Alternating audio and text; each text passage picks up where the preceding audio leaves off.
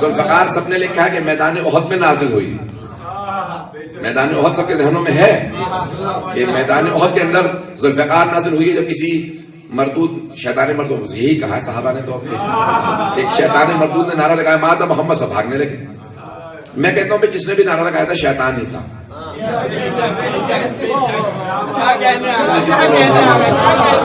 میں تو کچھ کہنے رہا. صحابہ نے کہا کہ شیطان مردود نے نعرہ لگایا تھا. میں کہتا ہوں جس نے بھی نعرہ لگایا تھا شیطان ہی تھا. نعرہ لگایا ایک آدمی نے کہ ماں تو محمد، محمد مارے گئے. سب کے سب ایک دوسرے نعرہ لگایا فرو، بھاگو. پھر یہ فرار کرنا ہے، بھاگنا. سب کے سب بھاگنے لگے. جناب امیر نے ایک مرتبہ فوراً احد کے میدان پہ چڑھے، جناب سرور کائنات کو ہاتھوں میں بلند کیا اور آواز دے کے کہا ہاذا محمد رسول اللہ، ہاذا محمد رسول اللہ، ہاذا محمد رسول. اب سمجھ میں آ رہا ہے یہ ہاذا، یہ رہے اللہ کے رسول محمد مصطفیٰ، یہ رہے اللہ کے رسول محمد مصطفیٰ. اب سمجھ میں آیا غدیر میں پیغمبر نے ہاتھوں میں کیوں جا کے کہا.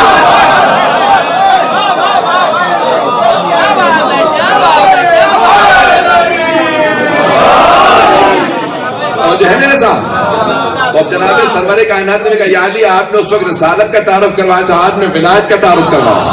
اور آپ نے بھی کہا تھا ہاذا، وہاں پہ اشارہ. میں بھی کہہ رہا ہوں من کنت مولا فہذا، علی کیوں مولا، جس کا میں مولا ہوں اس کا علی مولا ہے.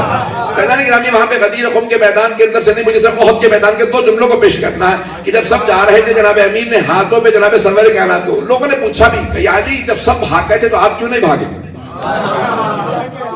گھبرا رہے ہیں کہ یا علی جب سب بھاگے تھے آپ کیوں نہیں بھاگے. کہا پہلے ان سے پوچھو جو بھاگ گئے تھے کہ وہ کیوں بھاگے، میں پھر بتاؤں گا میں کیوں نہیں بھاگا.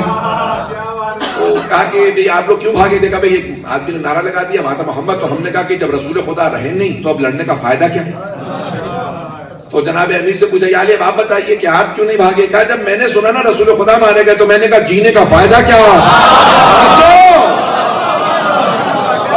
اب آپ کو سمجھ میں آیا اوروں میں اور علی کا فرق کیا ہے. جناب امیر نے کہا کہ جناب سرور کائنات اگر ان کی شہادت ہوگی تو اب جینے کا فائدہ نہیں، تو آپ ڈٹے رہے میدان میں. ایک مرتبہ سرور کائنات تو ابھی میں خود جا کے پہاڑ پہ چڑھ کے دیکھ کے آیا ہوں کہ احد کے پہاڑ پہ روایات میں تھا کہ ایک مرتبہ پہاڑ کھلا اور جناب امیر نے سرور کائنات کو وہاں پہ کھڑا کر دیا کہ بھئی یہاں پہ حفاظت رہے، کوئی ایسا نہ ہو کہ کوئی آگے بڑھ کے شہید کر دے. تو میں گیا دیکھنے کے لیے، تو یقین مانی آج بھی پہاڑ میں فاصلہ ہے اور ادھر کا حصہ ادھر سے دیکھے تو لگتا ہے کہ یہ جدا ہوا ہے، جہاں پہ جناب پتہ نہیں توجہ ہے.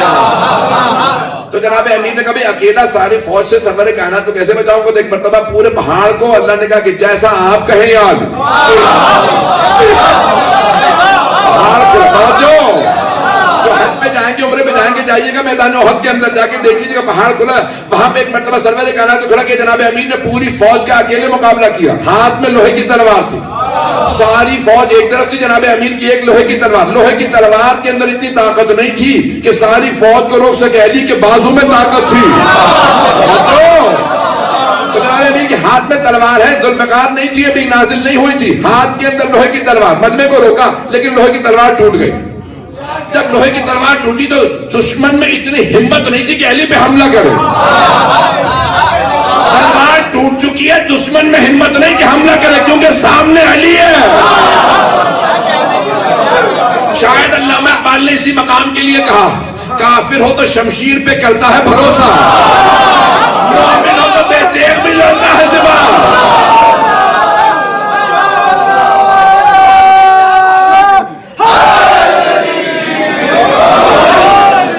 میرے ساتھ جناب امیر نے ایک مرتبہ مقابلہ کیا، تلوار ٹوٹ چکی لیکن مجمع رک جاتا، پوری کی پوری فوج رک جاتی. جناب امیر نے ایک مرتبہ سر اٹھا کے سرور کائنات کو دیکھا، کہا یا رسول اللہ میری تلوار ٹوٹ گئی.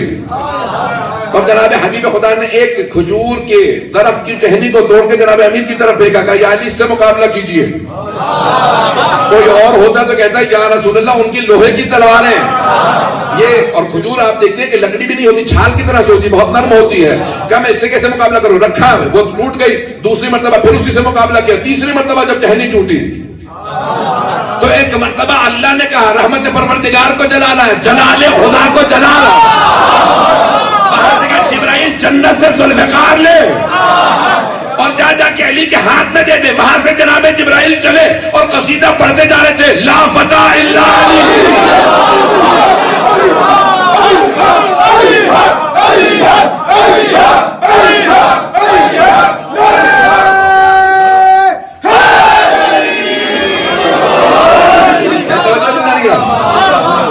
علامہ اقبال نے فارسی میں اس مقام کے لیے بھی شعر کہا، شاہ مرداں شیر یزداں قوت پروردگار لا فتح الا علی لا سیف الا ذوالفقار۔ تو بہت سے لوگوں نے کہا کہ نہیں وہ تلوار تھی جو حق و باطل میں تمیز کرتی تھی۔ ٹھیک ہے تلوار خاص تھی لیکن خاص تحفے خاص لوگوں کے لیے ہوتے ہیں۔ پتہ نہیں بات پہنچ رہی ہے نا؟